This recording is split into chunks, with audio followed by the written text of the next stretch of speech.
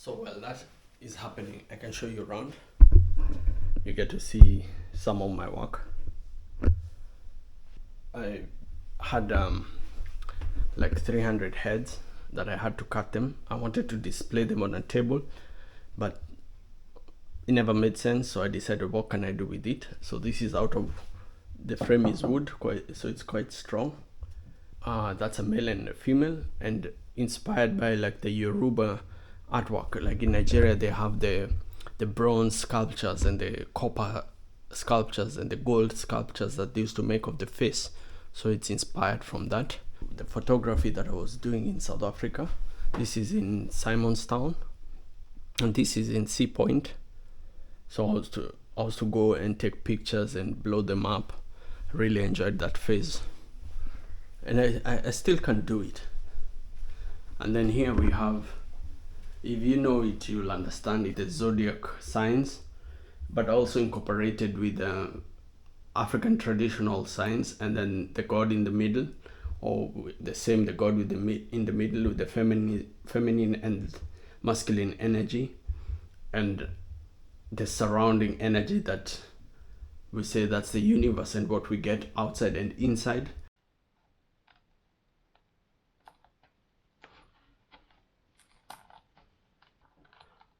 So we don't want it to stick so much.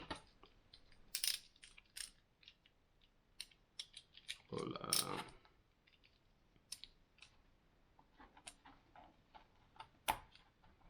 Just to give it a loose touch. Being an artist is it gives you time to be alone, to think, to have solitude, so you can be able to digest everything that's happening around you. Like faces, actually that's the name, faces. So different expressions, different sort of abstract, going for that Picasso look, but on a different take, and religion in the middle. So it's just conversation about how we human beings have different faces, and depending on the situation, then we can portray a particular face. So we are not only two-faced, we have a lot more going on. Still have a lot of paintings to do.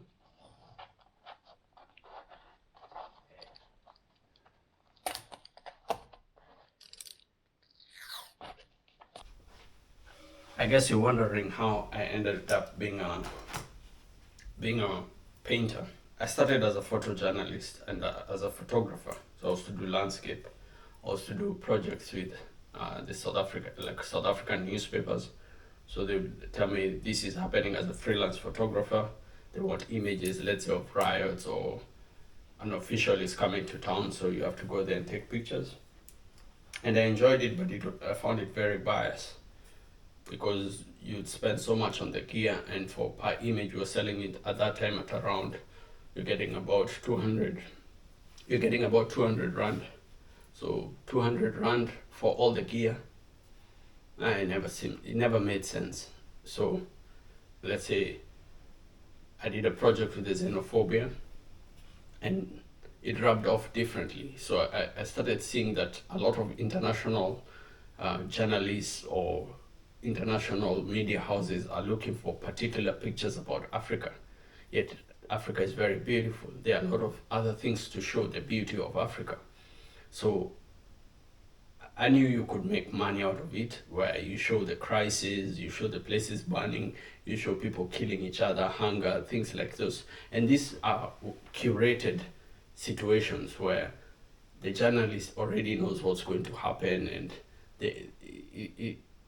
it's used to drive an agenda. So I decided I don't want to play that game, and I wanted to focus on what I saw as my true perspective of Africa. And at that time I was still in South Africa, so I decided to stop that and start doing architectural photography. So I did a lot of architectural photography. I'm actually sealing it the wrong side. So they tell you to go and do the pictures, and you can be able to do the pictures at your pace there's no pressure, there's no trying to alter the perspective besides the light and everything, but it is what it is. You come out with the result as it is, and that changed a lot. It gave me time to spend alone, like, so I could spend hours just alone in a house and take pictures, and I could see the beauty now of what people are doing and how people are living. Then I was like, okay, and I started doing travel photography and landscape. And then when I go to Kenya, then we moved to Kenya. So how I did it is I used I had the canvas sitting behind a tripod, and then the reflection of the light was landing on the canvas. So I traced the reflection, and then I thought, oh, it would be interesting. It looks like Maasai's. So I started doing the Maasai faces. And then I wanted to have a conversation about, there was a time when women used to sit on border borders, and that's the motorbikes, but they used to sit across. And then now the wake of the feminist movement, the women sat the way they felt like, so they sat like men. So that's a KMCA, so Kenyan Male Chauvinist Association, 1963. That's when we got independence. So it was the idea of how men look at women in a chauvinistic way at that time. So there was a feminist movement. The men were portrayed as chauvinists, and the women either agreed with it or disagreed with it, and it was that conversation.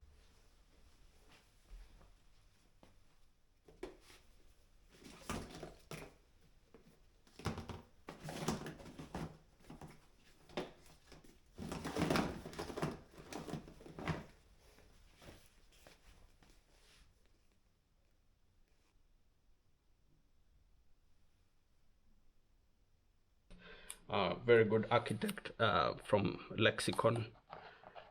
His name is Latte. He works for he. I think they are the owners of Lexicon. It's an architectural firm in Adams Arcade. So he hooked me up with a lot of projects. At that time, he was doing Strathmore. He was doing different churches. He had some projects in Spring Valley. So he kept on telling me, hey, why don't you go there?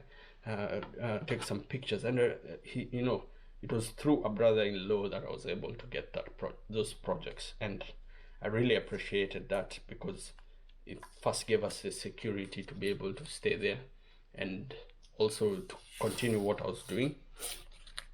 Then I reached a stage where I decided that I want to now focus. I want to, the best boss is you being your own boss I want to work on my dream as an artist, like Picasso and every other person. So what I've used is a material to make the circles, and this comes from a very red Indian, how do you call them? The Native Americans.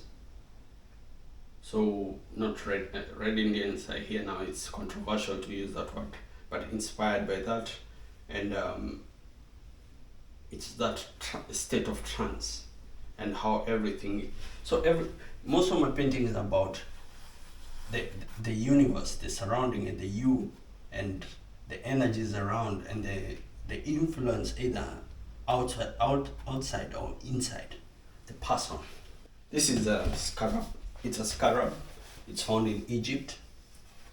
So I think it's a very powerful insect because it collects the dung, and once it collects the dung, it's able to turn something shitty into something good.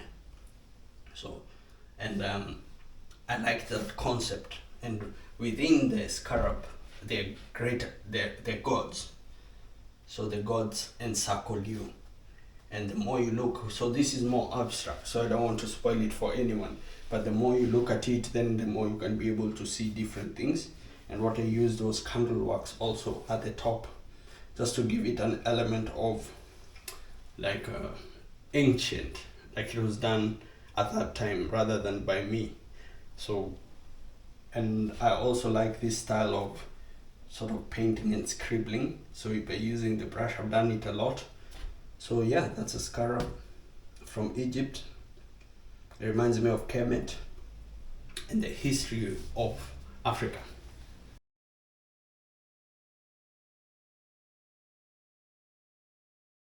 I know people thought, oh, that's impossible. You can't be able to work as an artist. You can't achieve that dream because you'll need a source of income and you will struggle. But for me, it never bothered me. I said, okay, then I'll do that. Whatever it takes.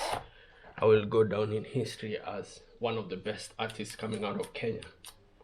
And visual artist or photographer or whatever you put me, whatever genre of art that I'm in, I give it my best. Again, people used to go there to share wisdom.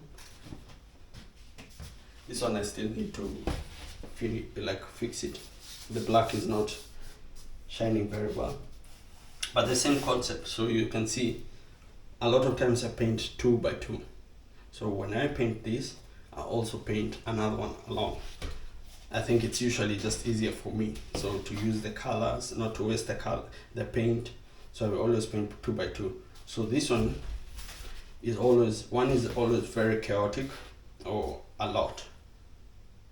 And then the other one kind of brings in a sense of peace. So when that particular energy, that's why I say I need to finish this. When that particular energy is displaced, now you come with a sense of peace within it. So they can go side by side or it can be individual. Next one. These ones are more like activism. I don't know how to say activism, but I also have it in the studio. I just painted it for myself, so it's freedom. So if you put it across the wall, it's freedom. It says freedom, and the concept of freedom, what is it?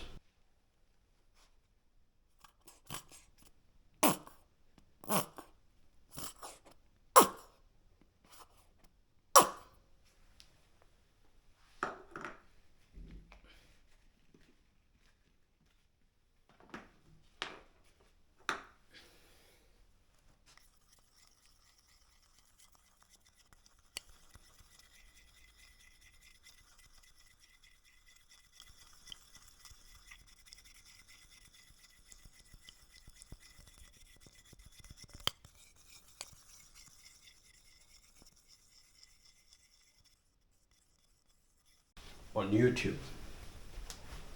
So I've watched like what do artists do every morning. I'd watch Picasso, Dali, Van Gogh, all those artists. I would just watch them and see what they're doing, and artists in studio.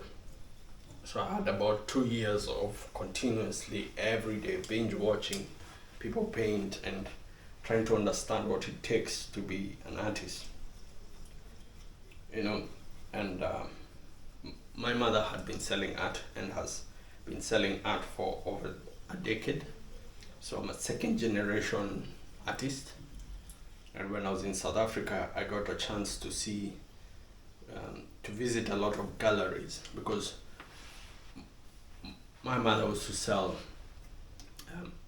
ostrich eggs. So she'd make the ostrich egg, and then when she makes the ostrich egg, she would take them to these galleries where they would place them together, like with the lights, or they sell them amongst souvenirs. So they also had paintings.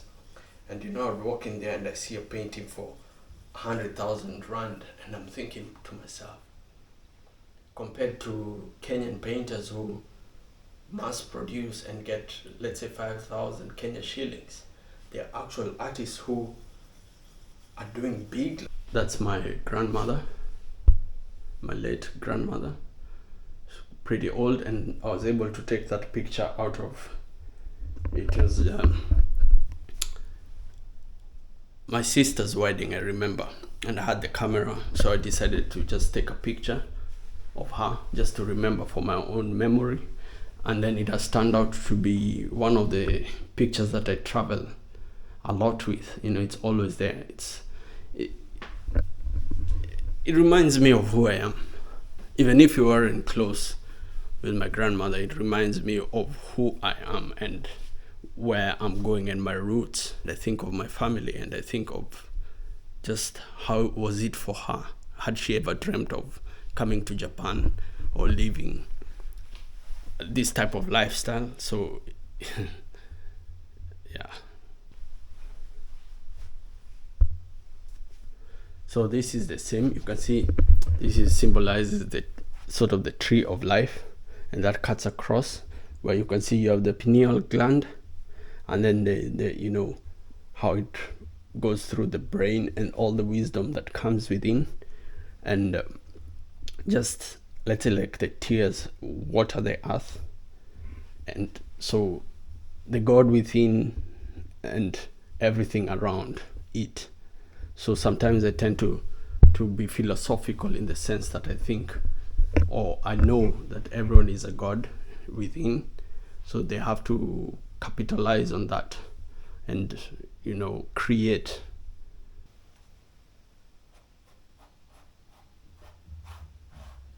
So now you see, the more you let it dry, you can add another layer.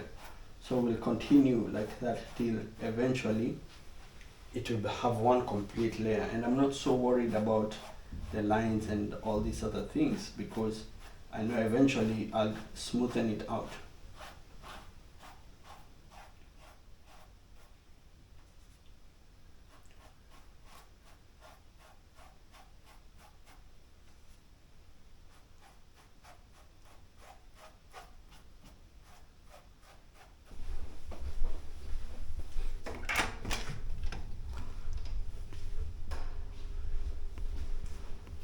So over here I have some of my illustrations. I've hung them outside on the hallway, so you can be able to see them. These are just A4 size. And another one. And then we have, initially I painted this for my daughter's room because it signifies joy and happiness. I wanted bright colors. It's abstract, so, but now it's hanging on the hallway. We go down, and here I have another one. So that's a landscape, but instead of green I've used red. Then now we can go all the way up. I can show you some more. This one is batiks that have been cut together. So I had a lot of batiks and I was able to cut them up. Then with the background, I find it an innovative way to use old batiks. Yep. And then the top we have, this is one of my favorite. I like because of the texture. It's green, it's a landscape. So one of my favorite paintings. And another one. So you get to see I have different styles depending on the mood. So it looks like spirits ascending. And then you stopped paying attention to where you were going. So you passed us and we watched you passing us. You never even noticed that you passed us.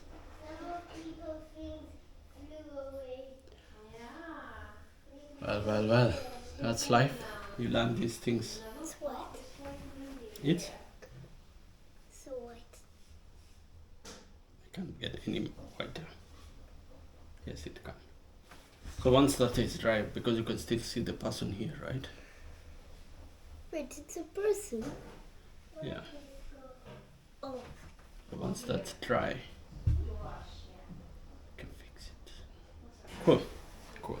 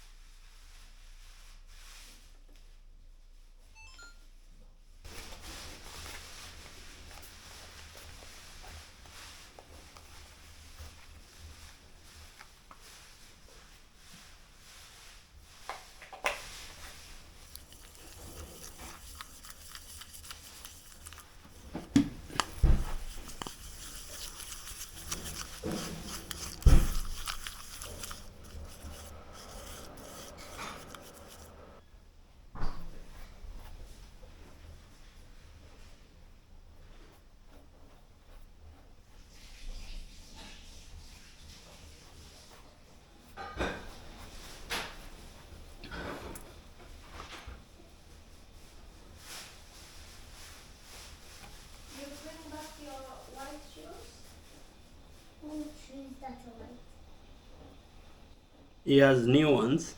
This is new one, sir? No, those are the old ones. Okay. You already, this is for home. Okay. Already too small? Yeah, but we can clean them and then we just let them and see what to do with them. Mama, even my white shoes are too small. Also, the one in the school?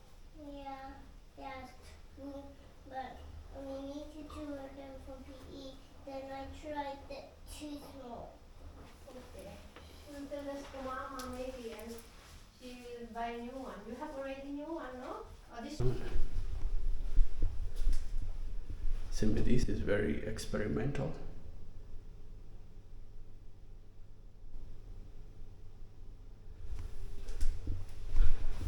And finally we're almost at the top.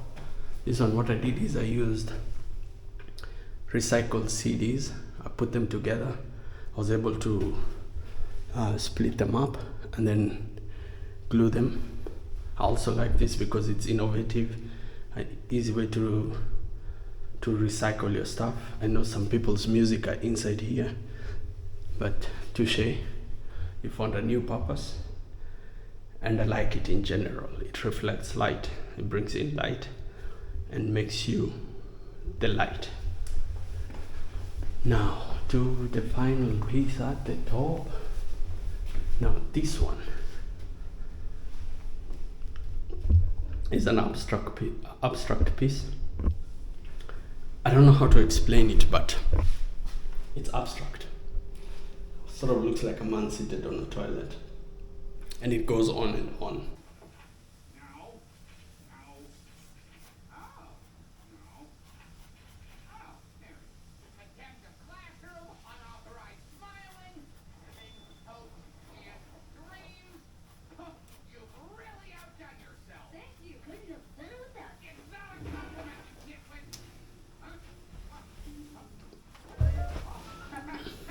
So welcome to my studio. It's not so big, but it is big in some sense.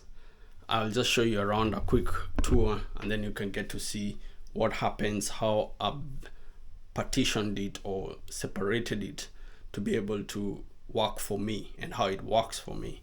So we start over here.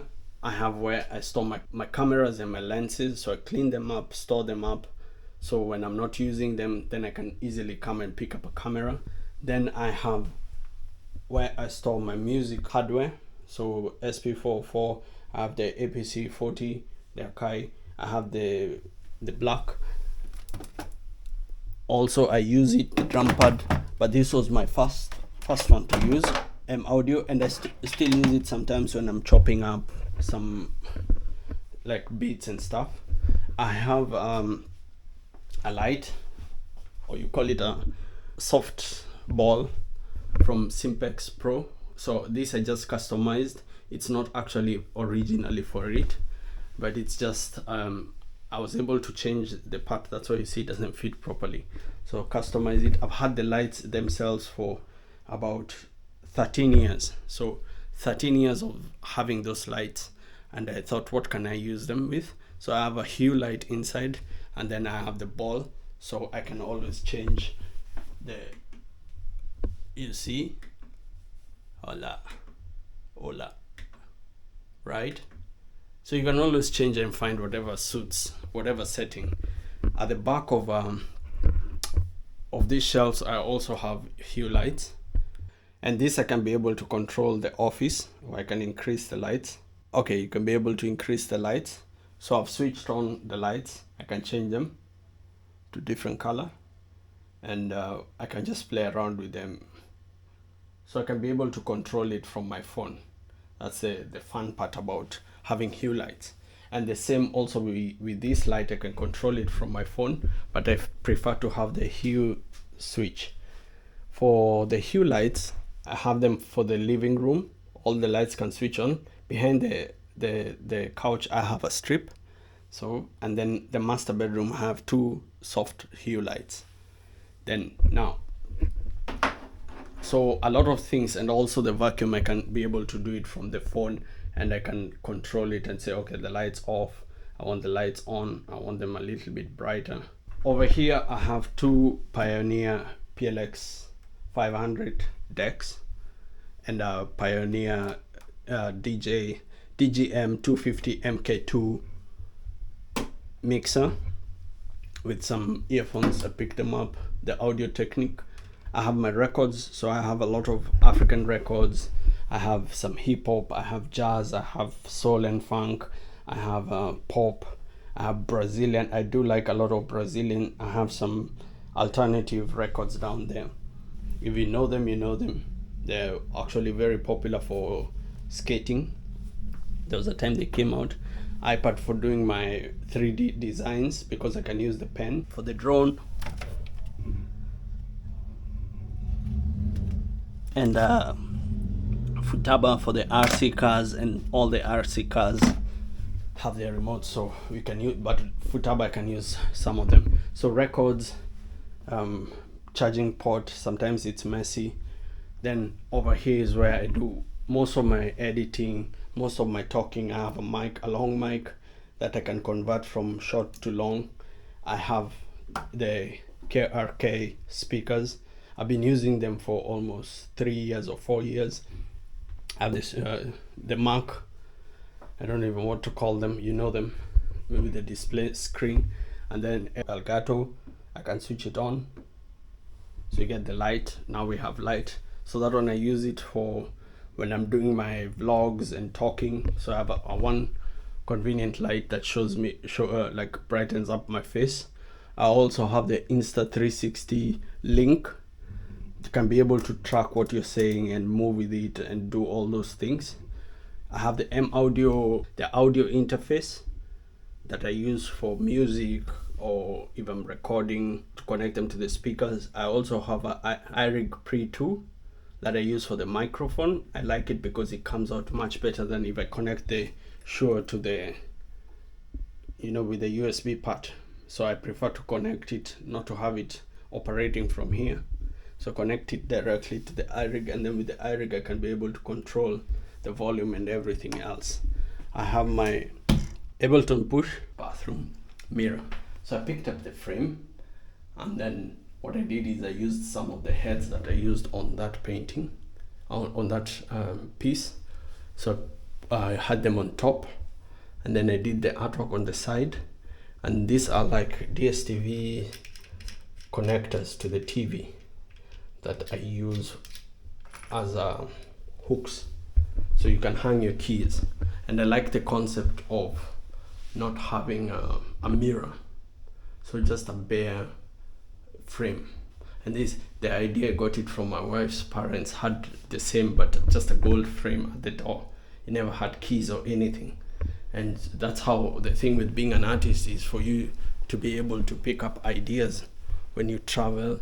Or that's why I have some of the books that have different ideas, concepts. I have a lot of photography books, I have a lot of illustration books.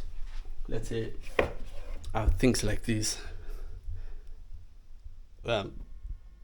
Ableton Push 2, so I use it to chop, edit, create music. That being said, we have a couple of paintings down there, my whiteboards that I use on top of this, some stands if I want to set up and hang a camera on top. So I have the stands. Some of my RC cars are down there, like that one. We had a lot of fun with it, so it's down there.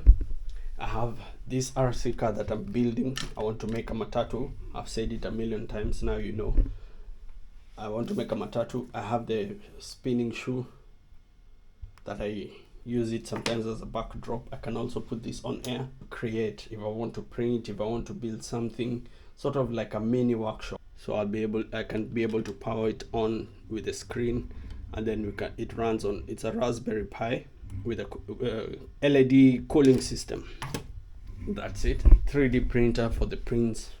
And then here's the interesting part. Okay, before we go any further, like small leaflets for events that were happening, like if you wanted to go and see Santana at the Freedom Hall. So I have this. I also have on the other side the same. So I'd created them, cut them, put them together to create some wall art, because I do a lot of record reviews. I like records, and I thought this was appropriate for a studio that involves music, because I have the painting somewhere else, and also one of the greatest painters of all time. So he lived a very interesting life. So it's interesting to have him. It makes me think, what if I was him? How would I have lived? I remember there was a time when people used to go to his basement and throw chicken at him. And he has lived an interesting life. If you haven't researched about him, then you need to check it out. We have a temple outside, so a lot of people come for prayer. That being said, this I got them from, there's a Kenyan lady who used to sell lamps. So this was the cover of the lamp. And then I never wanted to travel with the lamp, so I took out whatever I needed and threw the rest. I have all my tools, spares, anything, tires, cement, receivers, motors, just anything. If you're doing RC, you will understand. We have these ones. If you're doing the 4x4, you will, from Tamir, you will understand why we have all those things, because once you're on the track and you run out of something, there's no way you're running to the shop. You just need to have them. And this is the CG part shop.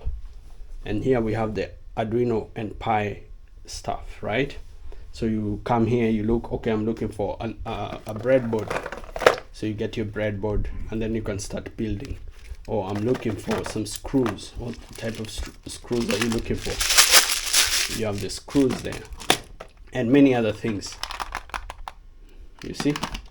So I'm a bit of a OCD freak when it comes to these things, because if you don't arrange them properly, then it's chaotic. You see, now you have to, let's say this are RC, how to arrange things. So I have the servos, the ESC controls, the Tamiya for four-wheel drive racing parts, because you can customize them, so you can change the engines and everything. These ones are amazing, they go really fast. So drone parts for drones like this, if you want to build them, if you want to fly them, RC screws, glue gun, random motors, mechanical gears, Arduino, RC shocks, animation frames. All these are connected towards something, you know. They have a role to play in the RC, in the CG madness. So when I come in and I'm working with RCs, I don't have to now clear up this desk. So I can work on that desk, and then I can get all my parts from here, so it's accessible. Then on here, if I'm doing the records, I can work on the records and run just connect a cable which is already connected to the big PC and do all the work that I'm doing. Over here, there are things that are not needed all the time, so I can use that. I have this light that I can increase the light and turn it wherever. Here, my wife did the CG studio, but it's where I write what I need to do, what I need to fix. My handwriting is one of the best in the world. No, it's not the best in the world, but I have plans. I have fixing creative ideas that I write. So I've already done the King of Kenyan podcast, Twitter space. I post some things, and then painting restoration, we're doing that. I did ABBA, I did the 3D printing. I haven't done the SP404. So rolls of a father I've already made. Make an illustration, we're still going to do that. Fixing, sorting space, RC logo design, we haven't done that yet. Charge and fix light metrics. What? Metrics? Yeah, well, that's it. That's a CG studio. I hope you enjoyed. Now it's time for you to get out, because we're about to create some more magic.